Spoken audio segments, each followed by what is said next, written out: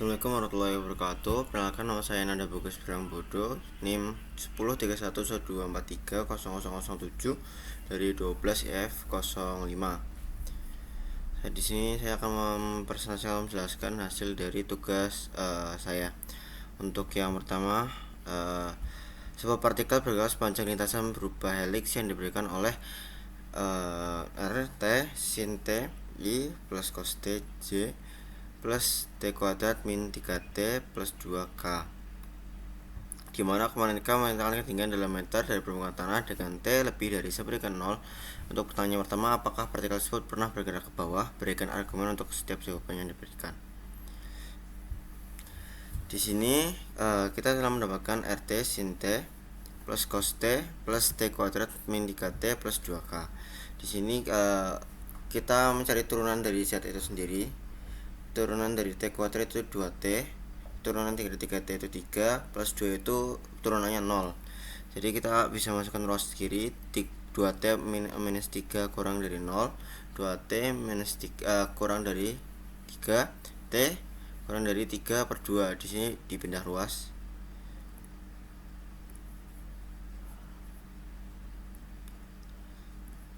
Di sini 3 pindah ruas ke kanan,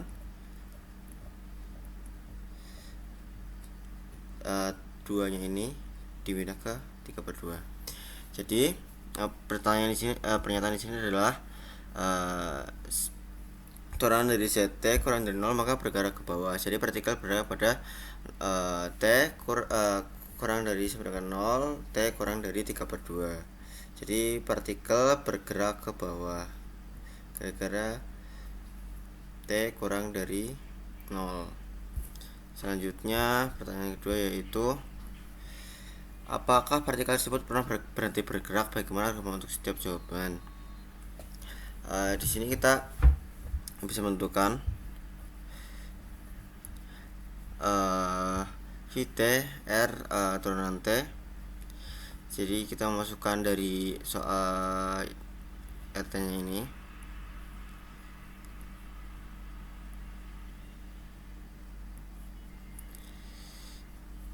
Jadi menghasilkan O plus J plus K cos T min sin T plus 2T minus 3, yang menghasilkan yaitu cos T itu lebih dari 0, tidak akan ada 0, sin T juga lebih dari 0. Jadi partikel tidak pernah berhenti karena tidak ada T yang bernilai 0. Selanjutnya pertanyaan C yaitu, pada waktu berapa partikel mencapai posisi 12 meter di atas permukaan tanah? Di sini kita bisa memasukkan, kita telah mendapatkan soal 12 meter. Jadi kita memasukkan ZT seberapa 12 meter. Kita pengen di sisi ruas kanan itu bernilai 0. Berarti kita 12 dikurangi 12 itu bernilai 0.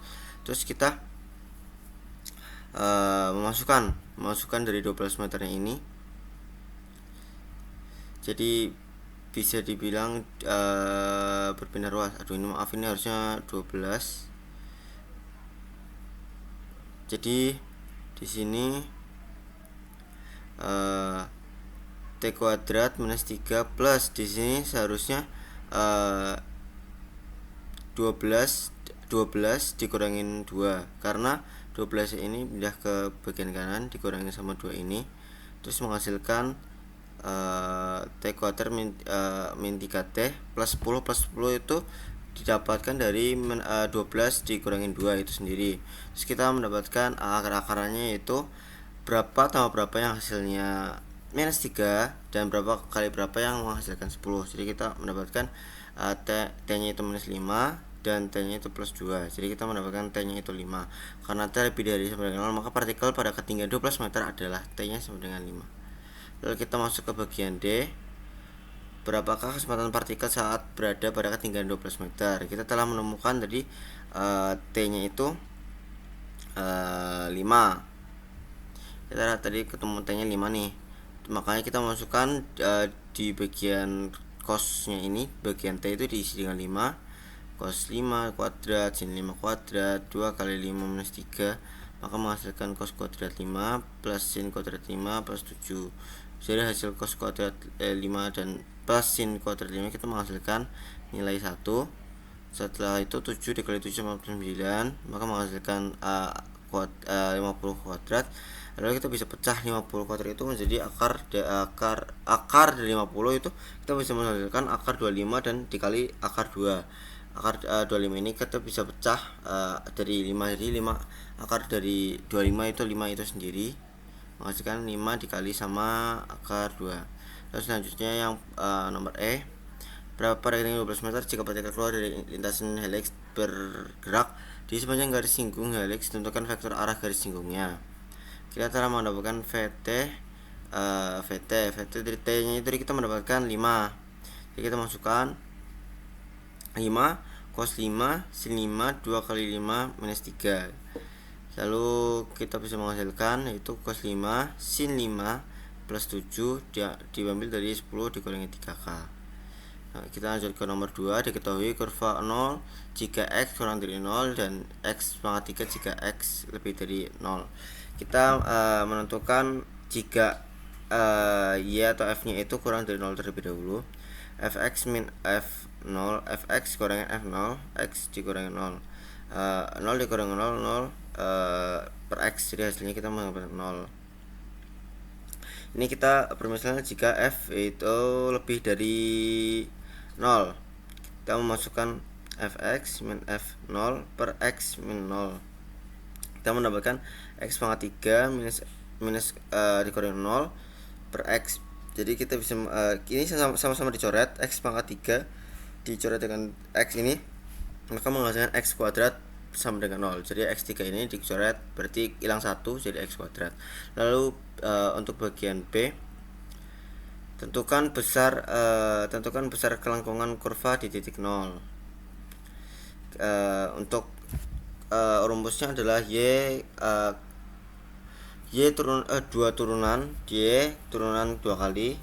Kita bisa mendeklarasi dengan F turunan 2 kali. F turunan 2 kali itu sama seperti yang poin A, cuman diturunkan lagi, kurang lebih sama yang bagian F kurang dari 0. Dan ada perbedaan di jika F itu lebih dari 0, maka turunan dari X pangkat 2 itu jadi 3/2, 3x kuadrat min 0 jadi 3x min 0. Lalu kita masukkan ke rumusnya itu Y ke turunan 2 kali 1 plus Y kuadrat 2 3/2, maka menghasilkan 0/1. Lalu hasil akhirnya adalah 0. Mungkin sekian dari saya, jika ada kesalahan mohon dimaafkan. Wassalamualaikum warahmatullahi wabarakatuh.